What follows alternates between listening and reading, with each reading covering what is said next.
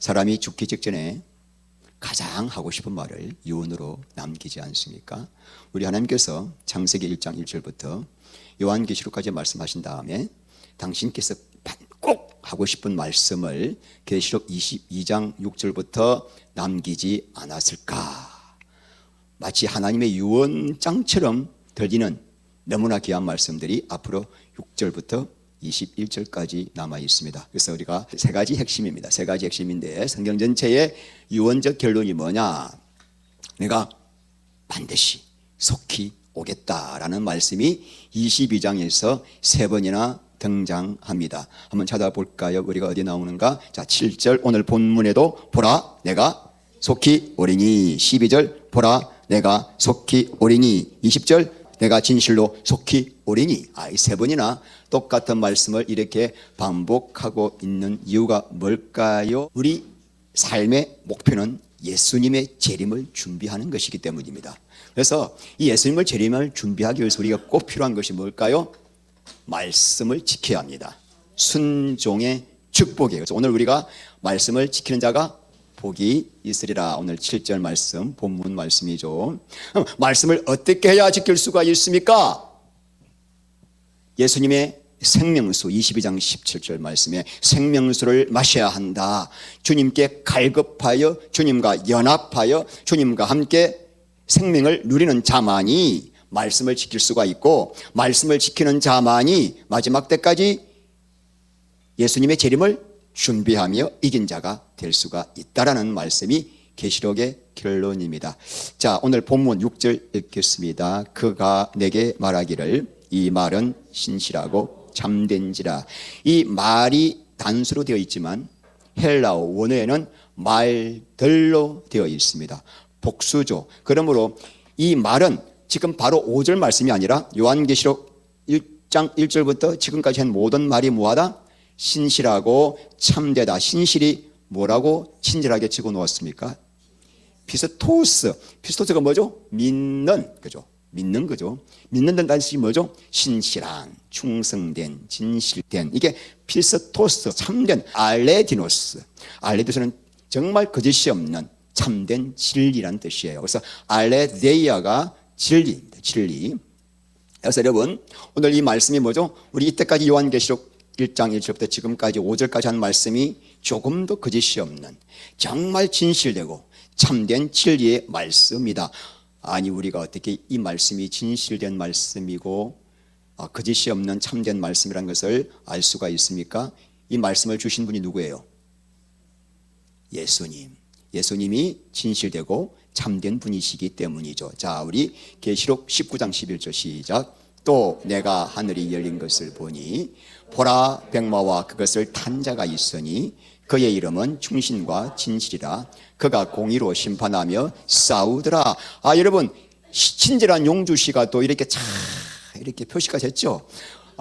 여기는 충신과 진실이지만은 사실은 똑같은 피스토스와 알레디노스라는 뜻이죠. 우리 예수님의 이름이 뭐죠? 충신과 진실. 자, 그러면 그분이 하신 말씀도 분명히 뭐다?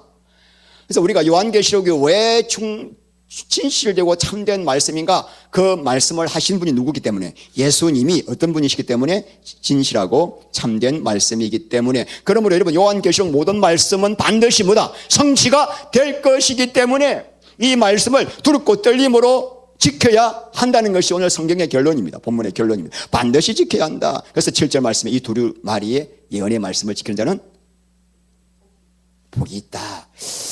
여러분, 어떤 사람이요? 신실하다. 진실하다. 그러면 여러분, 그 사람이 진실하고 참된 사람이라면 그 사람이 하는 말도 진실하고 분명히 참될 것입니다. 그렇다면 우리가 그 사람이 하는 말을 우리가 듣고 믿고 따르지 않겠습니까? 분명히 어떤 사람이 정말 거짓이 없어, 정말 진실돼. 그러면 그 사람이 나에게 하는 말을 나는 그대로 아멘하고 따르겠죠. 자, 내 남편이 참 진실해, 참돼. 근데 내가 남편 하는 말은 고지고대로 안 들어. 항상 색안경을 쓰고 그 남편의 말을 따르지 않고 내가 그 남편의 말을 의심한다면 있을 수가 있어요, 없어요?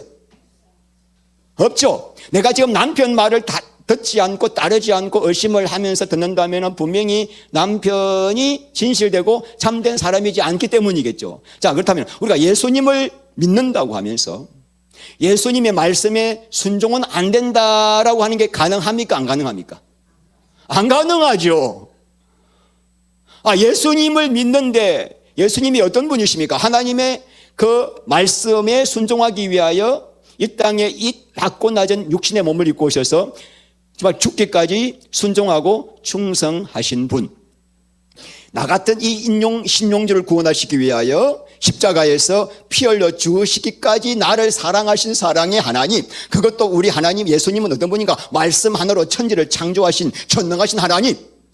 근데 그런 분이 예수님이에요. 그분이 하신 말씀이 성경 말씀이고, 그래서 내가 그 예수를 믿는다라고 하는데도 말씀에 순종은 안 됩니다라는 분들이 교회의 90% 이상입니다. 90%. 이상한 거죠. 내 남편 정말 신실하고 참돼. 근데 안 믿어. 말은 안 믿어. 순종이 안 돼. 그거 자기 모순이죠, 여러분. 그러니까 우리가 왜 그런 사람들이 교회에 많을까요? 그 사람들의 믿음은 문제가 있기 때문이죠. 그 사람은 예수를 믿는 게 아니라 예수님에 대한 교리와 지식을 믿고 있기 때문이에요.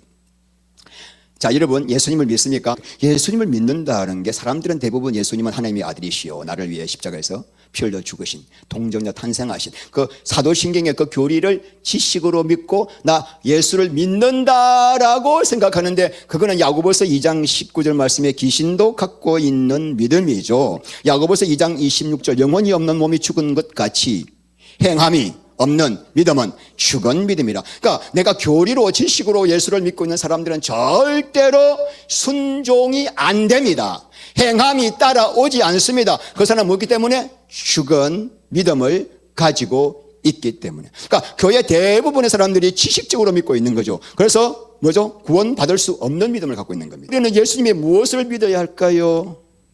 예수님 무엇을 믿어야 할까요?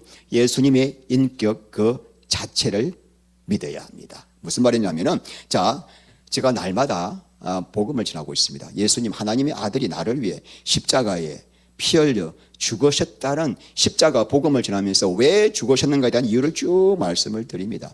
자, 그렇게 말씀을 전하면은 그 복음을 들을 때 성령님이 예수님이 얼마나 필스토스하신 분이고 얼마나 알레디노스한 분인지를 알게 누가 해주셔요? 그래서 우리가 요한복음 15장 26절 읽겠습니다. 내가 아버지께로부터 너희에게 보낼 보혜사 진리의 성령이 오실 때에 그가 나를 증언하실 것이라. 우리 예수님의 가장 중요한 사역은 뭐냐면은 복음을 들을 때 내 안에 예수님을 향한, 예수님이 얼마나 영광스럽고 전능하시고 사랑이 많고 진실하시고 신실하신 분인가를 계속 우리에게 증거하셔서 우리 안에 예수님을 향하여 진실되고 예수님만을 의지하고 예수님을 신뢰하는 믿음을 우리에게 주시는 거예요. 그래서 예수를 믿게 하시는 분이 누구예요? 성령님이에요. 자, 그래서 여러분, 이 믿음은 계속 말씀을 들어야만 자라죠. 로마서 10장 17절 믿음은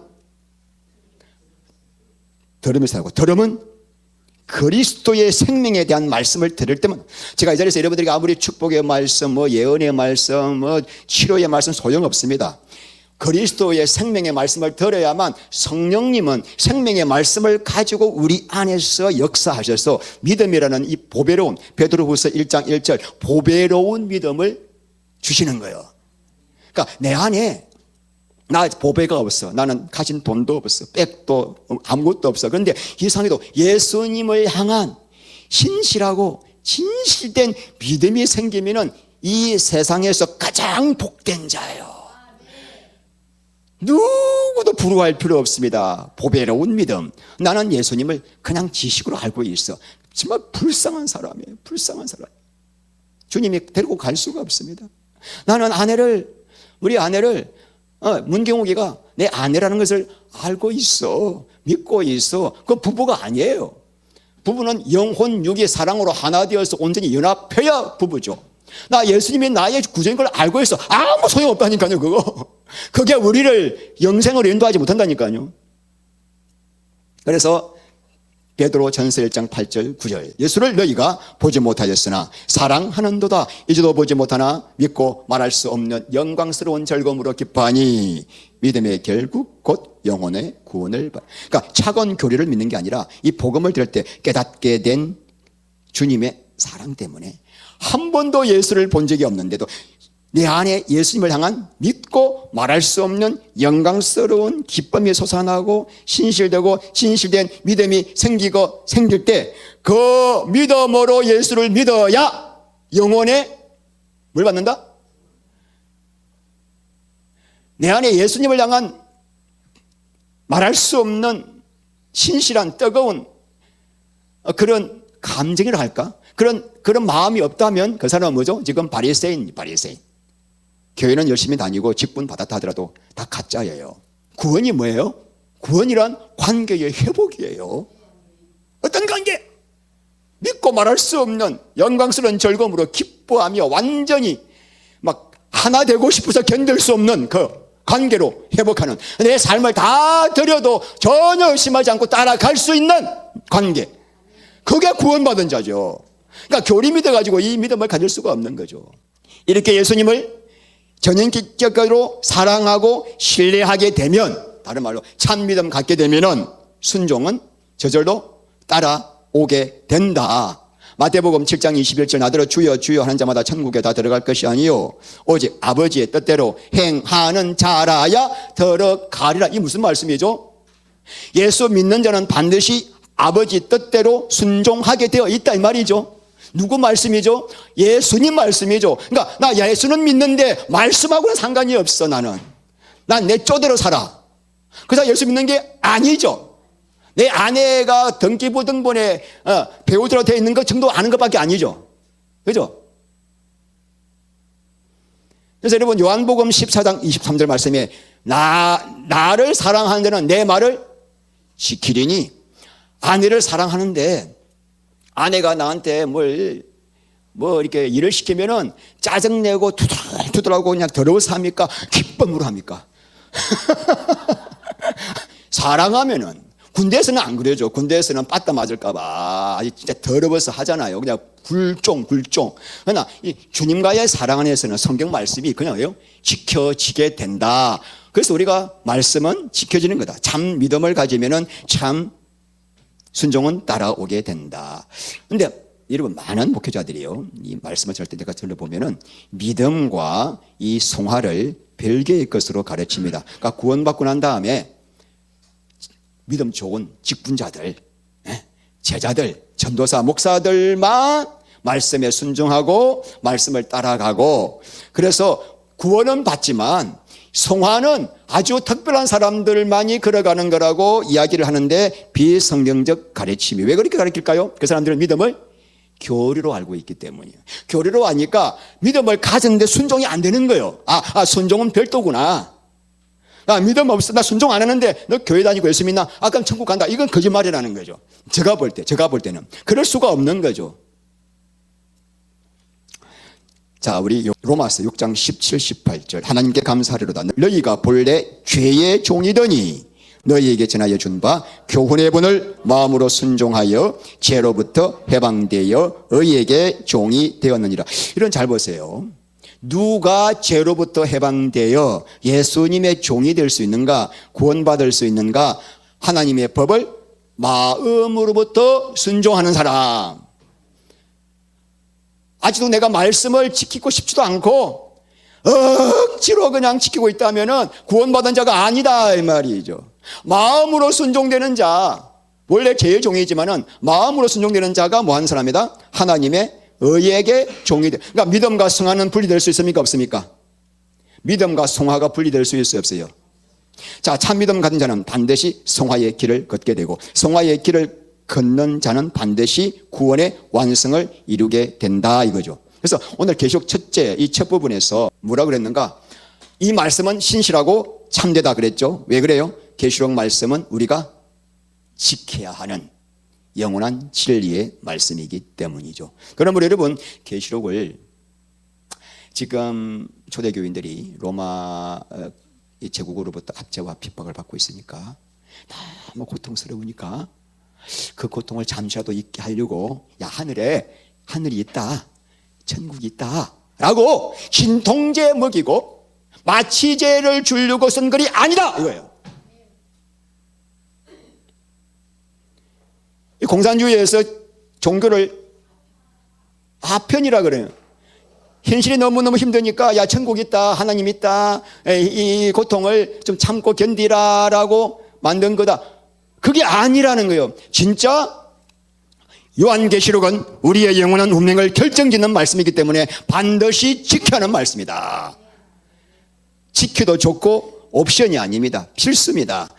그래서 우리가 순종이란 어떻게 되는가? 순종이란 진짜 복음을 들으면 십자가에서 내가 깨어져요.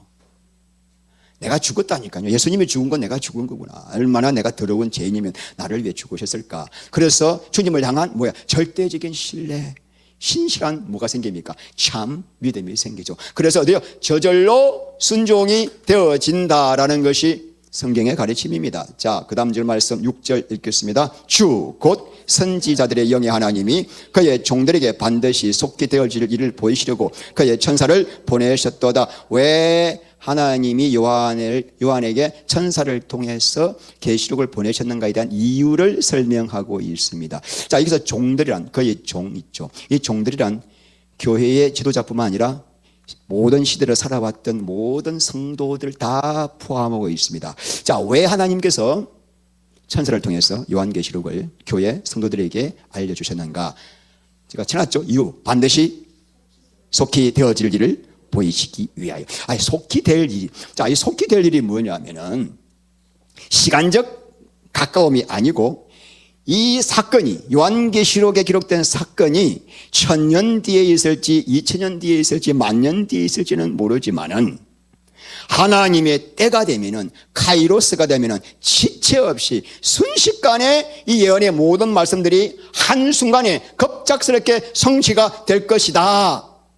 그러므로 예수님의 재림을 준비하는 거룩한 신부가 되어서 영적으로 깨어 있어야 한다. 먼 훗날에 일어날 일이지만은 때가 되면은 순식간에 한순간에 급작스럽게 일어날 것이다. 그래서 성도들에게 이 종말의 사건을 보여준 것이죠. 여러분, 자, 반드시 속히 되어질 일을 보이시려고 이 똑같은 말씀이 어디 나오는지 기억나시나요? 자, 계시록 1장 1절 예수 그리스도의 계시라. 시작. 이는 하나님이 그에게 주사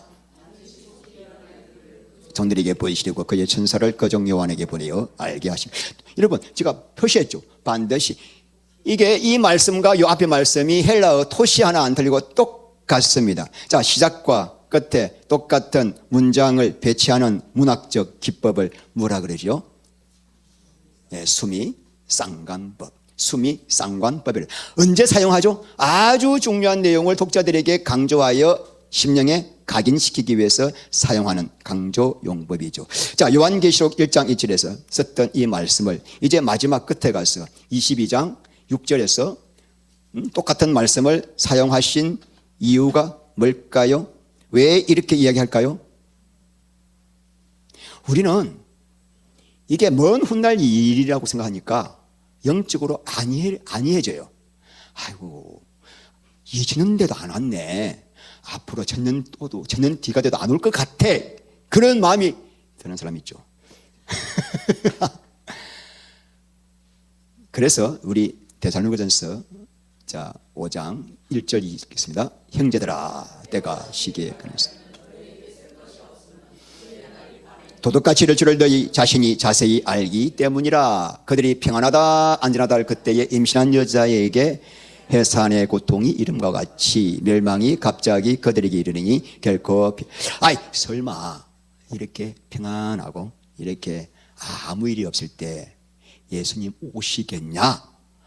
그때 영적으로 다 잠들고 있을 때 노아 때처럼, 그래서 다 받았던 것처럼 예수님도 그런 식으로 오셔서 도둑같이 오셔서 다 심판을 받는다. 그러나 깨어있는 자는, 이 말씀이 오늘도 예수님이 오실 것처럼 알고 깨어있는 자는 절대로 도둑같이 오시지 않는다. 자, 4절 형제들아, 너희는 어둠에 있지 아니하며 그날이 도적같이 너희에게 임하지 못하리니 너희는 다 빛의 아들이요 낮의 아들이라. 우리가 밤이나 어둠에 속하지 아니하나니 그러므로 우리는 다른 이들과 같이 자지 말고 오직 깨어 건신할지라.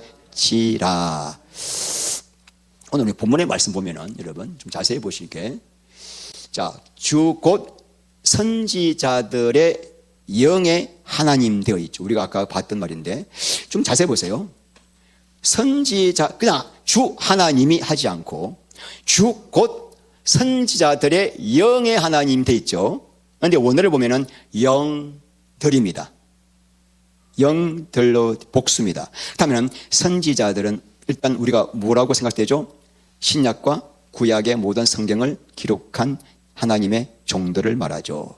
자, 그들이 이 성경 말씀을 기록할 때 그냥 마음에 떠오르는 대로 여러 가지 문서를 편집해서 생각나는 대로 기록한 것이 아니라 하나님께서 그 영들 가운데 임재하셔서 계시를 받아서 계시 받은 대로 기록한 것이 성경입니다. 요한계시록 1장 1절부터 22장 21절까지 이 모든 성경은 전부 다 인간의 생각으로 기록한 것이 아니라 하나님께서 그 선지자들의 영들을 아시겠습니까? 주관하셔서 성경을 기록하게 하시는데 그 영들의 하나님이 계시록을 우리에게 천사를 통하여 보내 알게 하셨다.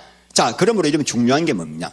계시록이란 원래 없던 내용이 어느 날 갑자기 하늘에서 뚝 떨어진 것이 아니라 신약과 구약에 이미 예언되어 왔던 말씀, 앞으로 얼마나 무서운 재앙과 심판이 있을 것이며 예수님 재림 때 어떤 징조가 있을 것이며 천년왕국 그리고 새하늘과 새 땅의 이 모든 내용들이 다니엘서, 에스겔서, 복음서에, 서신서에, 요엘서에 다 기록되어 있어요. 그런데 그 모든 예언을 계시록이 종합 집대성한 거다.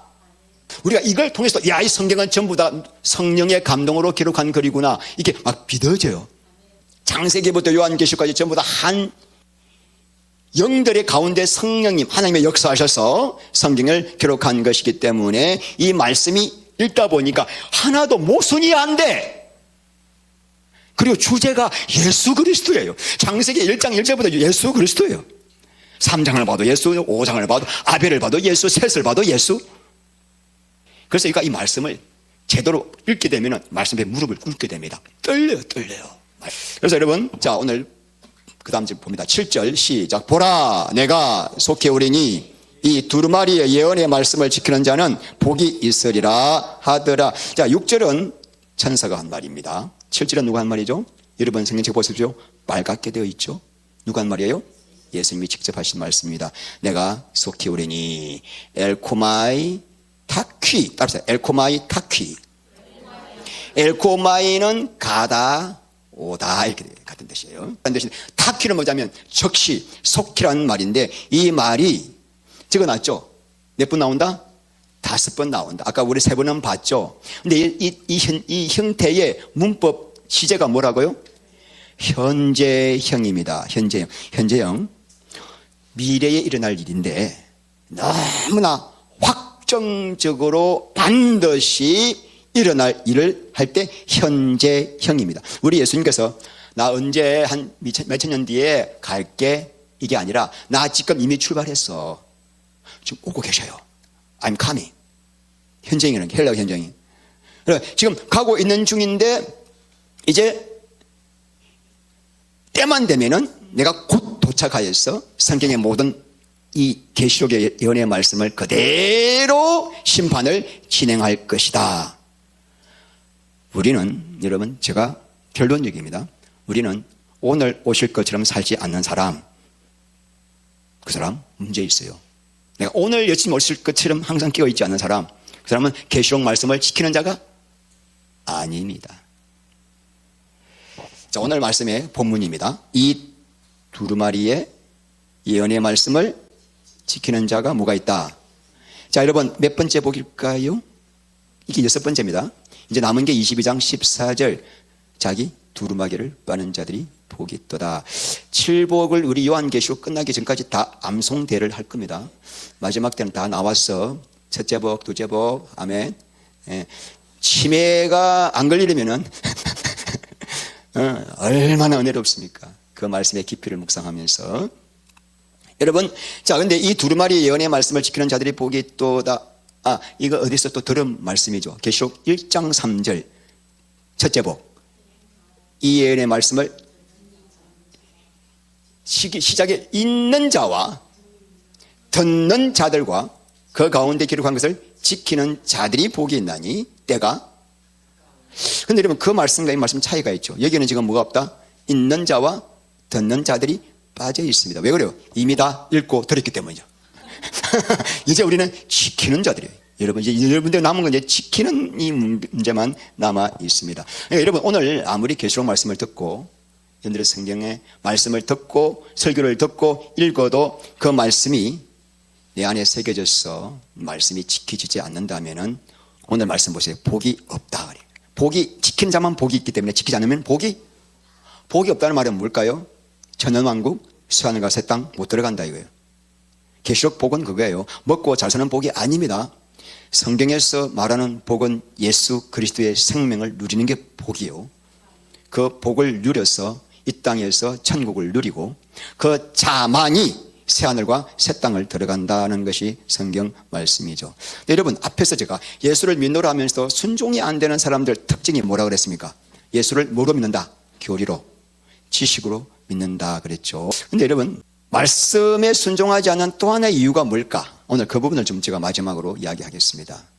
그것은 성경 말씀을 하나님 말씀으로 받지 않고 사람의 말로 받기 때문이에요. 그저 내 인생에 도움이나 유익을 주는 경전 정도로 생각하기 때문에 성경 말씀에 순종이 안 됩니다. 자, 데살로니가전서 2장 13절 읽겠습니다. 이러므로 끊임없이 감사함은 하나님의 말씀을 받을 때에 사람의 말로 받지 아니하고 하나님 말씀으로 받음이니 진실로 그러하도다. 이 말씀이 또한 너희 믿는 자 가운데의 역사니라.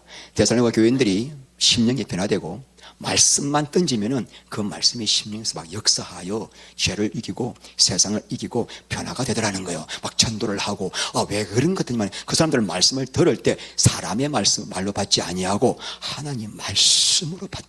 태도가 다른 거예요. 말씀을 듣는 태도가 다른 거예요. 이 자리도 여러분 천국과 지옥이 갈라지고 있습니다. 지금 말씀을 어떻게 받고 있는가? 뭐 좋은 말씀 하나 한번 들어보는 심정인가? 이 말씀이 생명의 말씀이요, 내 영혼을 살리는 말씀으로 간절히 듣는 자인가? 그 태도에 따라서 천국과 지옥이 갈라집니다. 성경 말씀이요. 그저께 우리 아내가 유튜브를 보는데 옆에서 도둑 시청했습니다. 내용이 뭐냐니까 제자국제 크리스찬 학교, 경북 경산에 있는 그 학교, 대안학교를 소개하는 이 영상이었습니다. 그 사람도 없는 시골 경산의 깡촌에서 그 어떤 부부가 정말 폐허 가운데서 시작한 학교예요. 돈도 없이 시작한 학교인데, 그런데 그들이 오직 말씀으로, 오직 성경의 가치관으로 아이들을 교육을 시켰더니만은 78명이 그동안 졸업을 했는데 78명 중에서 초중고를 마치고 이제 졸업을 한 애들인데 그 78명 중에서 90% 이상이 미국, 호주, 캐나다, 영국의 명문 대학교 전부 장학생으로 입학했다는 거죠. 그 깡촌 시골에서 가해 한 번 받지 않은 아이들이 저는 그런 결과를 가질 수 있는 이유가 뭘까요? 그네들 공부를 열심히 한 것도 아니에요. 머리가 좋은 것도 아니야. 강남에 가서 쪽집게 과외를 받은 것도 아니에요. 교장선생이 하시는 말씀이 있었어요. 그것은 바로 뭐냐? 학습 태도가 다르다. 탁월한 학습 태도 때문이다. 세상의 성취도, 인류대학도, 명문대학도 학습 태도에 따라서 사람이 바뀌더라는 겁니다. 그래서 여기서는 어떻게 가르치는가? 첫째, 절제훈련. 고등학교 졸업할 때까지 절대로 스마트폰 안 줘요. 스마트폰 절대 금지. 미디어에 중독되지 않도록 철저하게 컴퓨터 사용을 철저하게, 오락과 게임을 철저하게 막는 거예요. 영혼을 파괴시키기 때문에. 두 번째는 뭐였냐면 권위를 인정하고 권위에 순종하는 훈련을 시켰습니다. 교사의 권위에 절대 순종. 오늘날 학교 막장이죠, 막장이죠.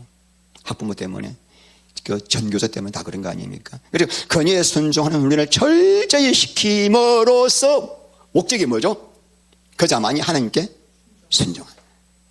여러분, 가정에, 부모의, 교사의 건의에 순종 안 한다, 절대로 그 윗건의 순종 못합니다. 얘들은 철저하게 어릴 때부터, 초등학교 때부터 건의에 순종해라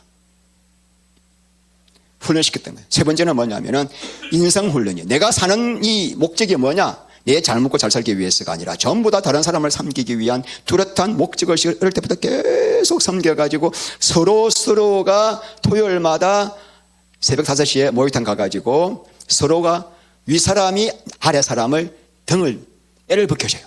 무릎을 꿇고 섬기는 훈련이에요. 그래서 철저하게 내가 사는 존재가 뭐냐? 섬기기 위함이다. 주의 영광을 위해서다라는 걸 이렇게 어릴 때부터 가르치니까 하나님 앞에 이렇게 영과 혼과 육이 바르게 되니까 성적은 저절로 올라가더라 이거죠. 이런 학생들이 세상에 어떤 자리에 어떤 일을 해도 저는 믿습니다. 생명의 빛이 흘러나서 주의 영광을 나타내게 될 거예요. 내 중심에 사는 목적이 딱 정해졌거든. 그러면 하나님이 그 사람을 안 높이겠습니까? 제가 이 영상을 보면서 뭐가 왔는가? 아, 우리의 영성 신앙도 태도구나. 어떤 태도? 말씀에 대한 태도구나. 이런 생각이 왔습니다. 다 읽어봅시다. 우리의 영원한 운명은 무엇이 결정합니까? 말씀을 대하는 태도라고 어디에 나올까? 자, 요한계시록 22장 18절 19절 읽겠습니다. 18, 19. 내가 이 두루마리의 예언의 말씀을 듣는 모든 사람에게 증언하노니 만일 누구든지 이것들 외에 더하면 하나님이 이 두루마리에 기록된 재앙들을 그에게 더하실 것이요 만일 누구든지 이 두루마리의 예언의 말씀에서 제하여 버리면 하나님이 이 두루마리에 기록된 생명나무와 및 거룩한 성의 참여함을 제하여 버리. 하나도 빼거나 더하지 않고 이 말씀을 가슴속에 담고 지키는 자만 어디 간다? 천국 간다. 계시록을 대하는 말씀, 태도, 성경을 대하는 태도에 따라서 우리의 영원한 운명이 뭐 된다? 좌우가 되니까 제가 얼마나 떨리겠습니까? 이 말씀을 전하는 제가 얼마나 떨리겠습니까? 여러분, 말씀이 부담스럽습니까? 말씀이 나를 얽어매고 나를 부자유하게 만드십니까? 여러분, never. 신명기 10장 13절 말씀 보면 내가 오늘날 이 모든 성경 말씀을 준 이유는 내 행복을 위해서다. 행복을 위해서다. 말씀대로 살면은 하나님의 은혜와 복을 누리게 되고 내가 가장 영광스러운 존재가 되지만 내가 말씀대로 살지 않으면 결국 나는 하나님의 보호 영역에서 벗어나게 되고 사탄의 종이 되어 심판받습니다. 따라합시다. 성경은, 말씀은 사람이 가장 복되게 살 수 있는 사람 매뉴얼이다. 매뉴얼이에요, 매뉴얼. 하나님이 우리를 얽어매고 나한테 너 좀 예배하고 찬양도 하고 헌금도 하고 이러려고 하는 게 아니라 너 살리려고 조심하여 살.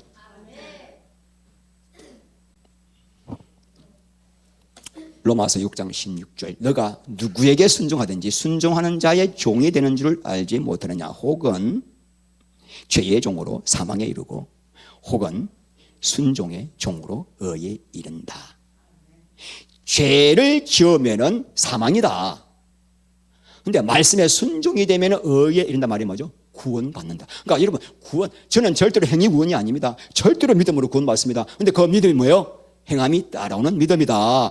믿음이 연약할 때, 아직까지 초신자일 때 넘어지고 쓰러지고 죄도 범할 수 있습니다. 그러나 구원받은 자는 반드시 회개하고 돌이킵니다. 믿습니까? 내가 예수 믿어.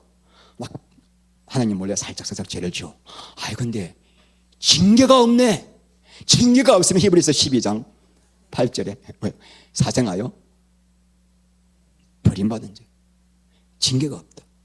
근데 하나님의 사람들은, 구원받은 자는 징계가 오면 반드시 돌이킵니다. 내 안에서 성령이 로마서 8장 26절 말할 수 없는 탄식으로 간구하고 계시기 때문에 내 영이 가뭄에 그 바닥처럼 막 다 죽어가기 때문에 기도하고 회개하지 않을 수가 없는데, 구원받았는데 같은 죄를 범하고 있어 회개를 안 해, 징계를 내려, 그것도 안 해. 그러면 안 하면 어떻게 해요? 지옥 가는 거죠. 안 해. 내가 지금 끝까지 회개를 거부한다. 심각한 거죠. 제가 그 다윗과 사울을 이야기 좀 하고 끝내겠는데, 다윗은 정말 끔찍한 죄를 지었어요. 살인, 특별히 간음, 살인. 자, 그럼에도 불구하고 하나님께서 내 마음에 합한 자라고 하면서 성경의 모든 복을 다 누렸어요. 그 이유가 뭘까? 말씀에 대한 태도입니다. 시편, 이게 다윗의 시편 19편 시작. 여호와를 경외하는 도는 정결하여 영혼까지 이르고 여호와의 법도 진실하여 다 의로우니 금 곧 많은 순금보다 더 사모할 것이며 꿀과 성육꿀보다 더. 여러분, 꿀, 제가 참 꿀 좋아하거든요. 그런데 이런 말씀, 이 말씀이 꿀보다 더 단 이유가 뭘까요? 다윗이 하나님을 사랑했기 때문이에요. 사랑하는 그녀의 말씀은 꿀송이보다 달도다 그러잖아요. 주님을 사랑하니까 그 주님의 말씀이 꿀송이같이 달다. 아무리 먹어도 또 먹어도 또 먹고 싶고 또 먹고 싶고, 말씀 알면은 그냥 질리고 졸리고 아이고. 그럴 수 있죠. 말씀이 좀 어려우니까. 그래도 주님을 사랑한다면은 말씀을 읽게 되어 있습니다. 베드로전서 2장 2절 말씀에 가는 아기같이 순전하고 신령한 자를 삼아라. 이는 그로 말미암아 너희로 구원에 이르도록 자라게 하려며. 그러니까 내가 구원 받았는데 말씀을 안 먹는 거는 아기가 태어나자마자 엄마 젖을 안 빠는 거예요. 죽는 거지. 순금 보석보다도 말씀, 여러분 그렇습니까? 금보다 말씀을 더 사랑하십니까? 그런 태도 때문에 다윗이 살인 간음했지만은 그 말씀에 대한 태도 때문에 회개도 할 수 있었거든요. 자, 두 번째는 내 길의 빛이니이다. 주의 의로운 규례들을 지키기로 맹세하고 굳게 정하였나이다. 세상 가치관, 세상 풍조로 따라가지 않겠습니다. 나는 하나님 말씀이 가라면 가고 죽으라면 죽고 서라면 서겠습니다라는 말씀이 내 발의 등이요 내 길의 영원한 빛이었습니다. 그래서 나는 주의 말씀대로 살기로 굳게 맹세했습니다. 우리는 성령으로 말미암아 맹세한 자들인 줄 믿습니다. 자, 시편 119편 11절. 내가 주께 범죄하지 아니하려 하여 주의 말씀을 내 마음에 두었나이다. 말씀을 이렇게 사모하고 말씀이 이에 빛이었고 말씀을 마음 중심에 두었기 때문입니다. 다윗이 이 밧세바 사건 때문에 나단 선지자로부터 책망받을 때 얼마나 쪽팔렸겠습니까? 아이, 선지자가 감히 왕한테 당신 의원이 막 칼로 죽일 수도 있었지만은 적시로 무릎 꿇고 내가 여호와께 범죄하였나이다 라고 회개할 수 있었던 비결이 뭘까요? 말씀에 대한 태도 때문이에요. 말씀에 대한 태도. 말씀은 곧 하나님이시라. 근데 사울 왕은 그렇게 심각한 죄를 안 지었습니다.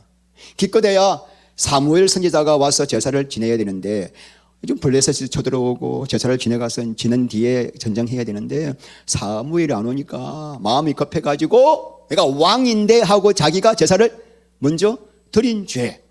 또 하나님이 야 아말렉은 왕부터 아이 남녀노소 할 것 없이 다 죽이고 양과 소 다 잡아 죽이라 그랬는데 사울이 어떻게 했습니까?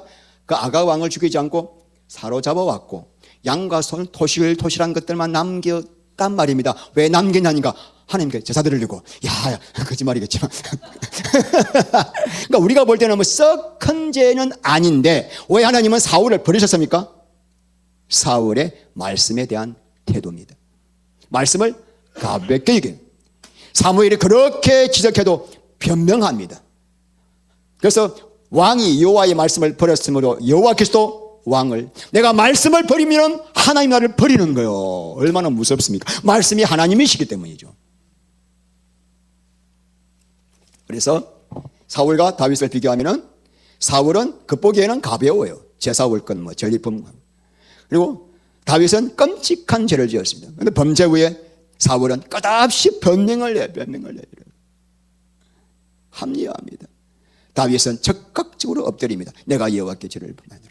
이유는 뭐죠? 말씀에 대한 태도입니다. 말씀을 경홀히 여겼어요. 말씀을 생명처럼 다윗은 사랑했습니다. 그래서 하나님의 평가가 뭐요? 너는 내가 너를 버렸다. 다윗은 내 마음에 합한 자다라고 이야기했습니다. 여러분 계시록 처음과 마지막에 왜 이 말씀하셨을까요? 시작. 보라 속히 우리니 지키는 자는 복이 있으리라. 왜 이 말씀을 처음과 끝에 수미 쌍관법으로 주셨을까요? 말씀에 대한 태도가 나의 영원한 운명을 좌우하기 때문에 말씀에 순종이 안 되고 말씀에 순종이 안 돼.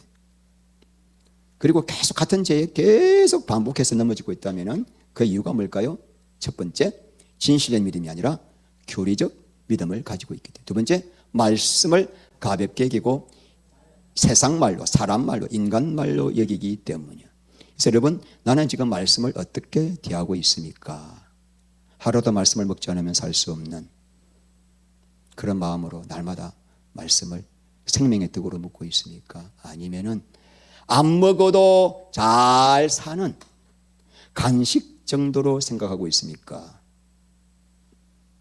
여러분, 오늘 이 자리에서는 별 표가 안 나죠. 때가 되면은 두 사람의 운명이 완전히 영원히 갈라집니다.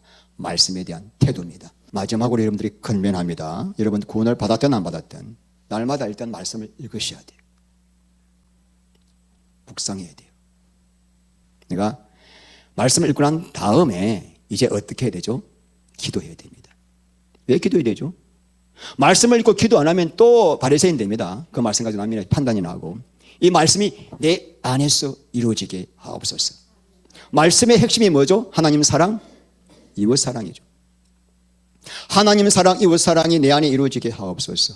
말씀을 가슴에 새겨서 참 믿음 가지고 이 말씀이 행해지기를 바라며, 그래서 다들 새하늘과 새 땅에서 주님 곁에서 주님을 섬길 수 있는 그런 영광을 누리게 되시기를 주의 이름으로 축원합니다.